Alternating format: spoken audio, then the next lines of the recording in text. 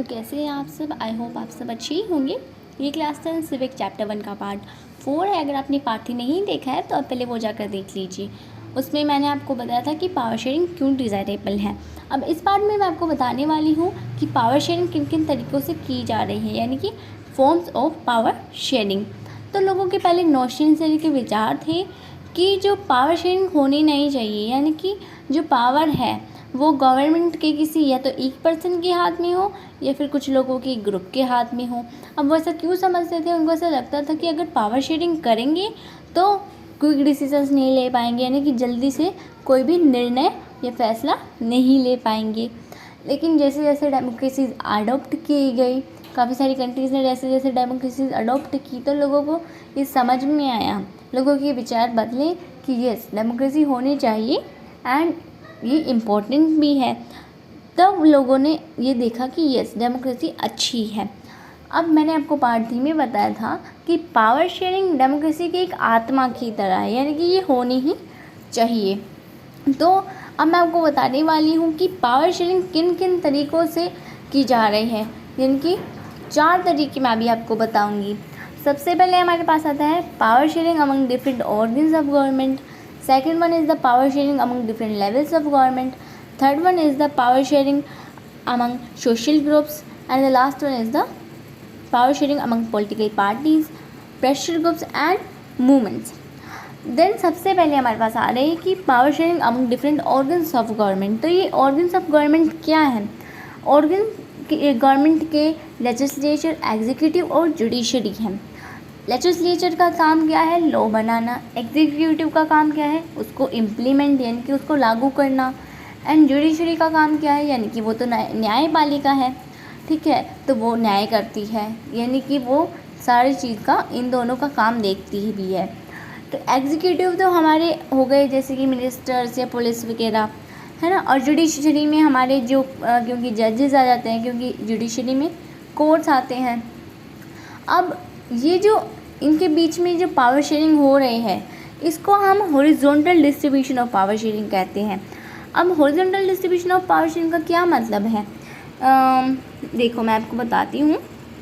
तो यहाँ पे अगर हम देखेंगे तो सेंट्रल लेवल पे, ठीक है, यानी कि नेशनल लेवल पे भी, और यहाँ पे हमारे स्टेट लेवल पे, दोनों ही लेवल पे लेजिस्लेचर, एग्जीक्यूटिव और जुडिशरी तीनों होते हैं। अब ये बिल्कुल एक ही लाइन में है, ठीक है। यहाँ पर भी सेम हियर, यहाँ पर भी लेजिस्लेटर, एग्जीक्यूटिव और जुडिशरी है। अब ये बिल्कुल सेम लेवल पे है, इनके पास पावर्स अलग अलग हैं। अब हैं ये तीनों अलग अलग, इनके पर ये है सेम लेवल पे, इनके पास पावर्स अलग अलग हैं। अब जो जुडिशरी है, ठीक है, वो किसके द्वारा अपॉइंट की जाती है, यानी कि जो जजेस हैं वो किसके द्वारा अपॉइंट किए जाते हैं? एग्जीक्यूटिव के द्वारा। अब जुडिशरी एग्जीक्यूटिव का भी काम देखती है, लेजिस्लेचर का भी काम देखती है। तो ये इनके बीच में एक बैलेंस भी बना हुआ है। अब इससे क्या फ़र्क पड़ता है? Horizontal power distribution of power sharing मतलब कि ये तीनों एक ही लेवल पे है एंड तीनों एक लेवल पे होने के बावजूद इनके पास पावर्स अलग अलग है और किसी के पास अनलिमिटेड पावर्स नहीं है, इसलिए हम इसको हॉरिजॉन्टल पावर शेयरिंग कहेंगे। यानी कि इनकी जो पावर शेयरिंग हो रही है वो हॉरिजॉन्टली, यानी कि एक सीधी लाइन रेखा में हो रही है। उसके बाद हम इसको एक चेक्स एंड बैलेंस का सिस्टम भी कह सकते हैं। क्यों ऐसा? जुडिशरी चेक करती है लेजिस्लेचर, एग्जीक्यूटिव दोनों को। एग्जीक्यूटिव जुडिशरी को अपॉइंट करते हैं, मतलब ये एक दूसरे को चेक करते हैं, जिससे इनके बीच में बैलेंस बना रहता है और ये अनलिमिटेड पावर्स का इस्तेमाल नहीं कर पाते। तो इसलिए हम इसको एक चेक्स एंड बैलेंसेस का सिस्टम भी कहते हैं। तो एक बार मैं दोबारा बता देती हूँ। हमारे पास सबसे पहले आएगा power sharing among different organs of government में। तो जो इसके ऑर्गन्स हैं गवर्नमेंट के वो हमारे पास है लेजिस्लेचर, एग्जीक्यूटिव और जुडिशरी। हम इसको horizontal distribution of power sharing भी कहते हैं। इसको horizontal distribution of power sharing क्यों कहते हैं? तो क्योंकि ये सेम लेवल पे हैं लेकिन इनके पास जो पावर्स हैं वो अलग अलग हैं।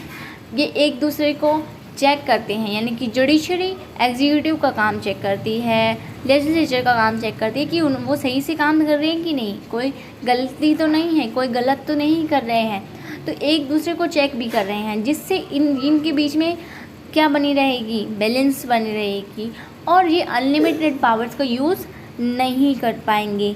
तो सबसे पहला इनके बीच में horizontal distribution of power sharing, ठीक है। उसके बाद इनके बीच में एक चेक्स एंड बैलेंसेस का सिस्टम बना रहता है, एंड ये कोई भी अनलिमिटेड पावर यूज़ नहीं कर सकते हैं। उसके बाद हमारे पास सेकेंडली आता है power sharing among different organs, power sharing among different levels of government. Organs of government तो मैंने अभी आपको बताया। तो डिफरेंट लेवल्स ऑफ गवर्नमेंट में क्या है, देखो यहाँ पे सी कि यहाँ पर डिफरेंट लेवल्स का क्या मतलब है। सबसे पहले हमारे पास आ गया है नेशनल लेवल, ठीक है। यहाँ पे मैं सेंट्रल लिख देती हूँ, सेंट्रल गवर्नमेंट है ना, राष्ट्र सरकार। उसके नीचे हमारे पास आ गया कौन सा, स्टेट या डिस्ट्रिक्ट लेवल तो सबसे नीचे आएगा, है ना। एंड उसके ऊपर हमारे पास आएगा स्टेट लेवल, एंड देन उस सबसे नीचे is the local level, district level जो भी है। अब इन दिनों में जो पावर शेयरिंग हो रही है वो कैसी हो रही है, एक वर्टिकल हो रही है, बिल्कुल जैसा सीधा डंडे की तरह।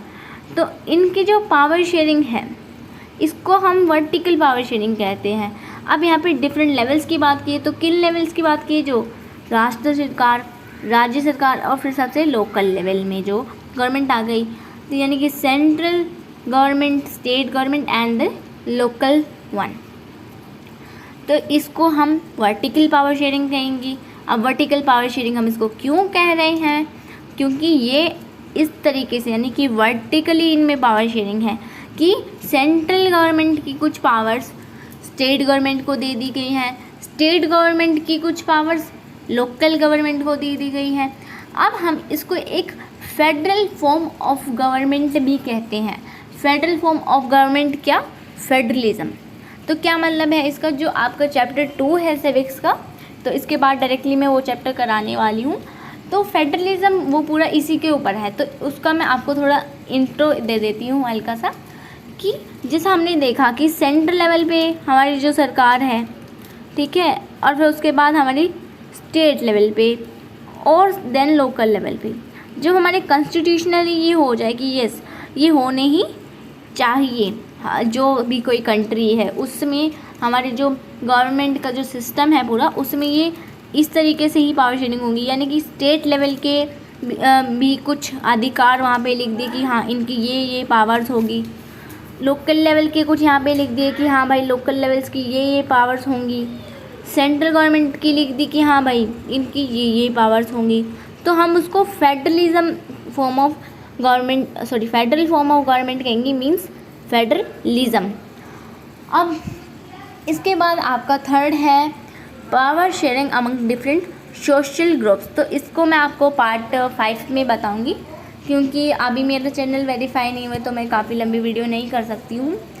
तो इसका मैं आपको थोड़ा सा बता देती हूँ कि इसमें सोशल ग्रुप्स के बीच में पावर शेयरिंग हो रही है। तो सोशल ग्रुप्स मतलब कि जो ग्रुप्स कोई रिलीजन के बीच में, ठीक है, जैसा कि हमने बेल्जियम के केस में देखा था आपने, तो वहाँ पे क्या किया था कि बेल्जियम में उन्होंने तीसरी सरकार बना दी थी, यानी कि एक थर्ड लेवल ऑफ गवर्नमेंट बना दी थी। और वो कौन सी गवर्नमेंट थी, कम्युनिटी गवर्नमेंट। और वो उन्होंने किसके बेसिस पे बनाई थी, लिंग्विस्टिक ग्रुप्स के बेसिस पे, यानी कि उन्होंने भाषा के आधार पे, यानी कि जो सेम भाषा के लोग हैं उनका एक ग्रुप होगा, इस तरीके से।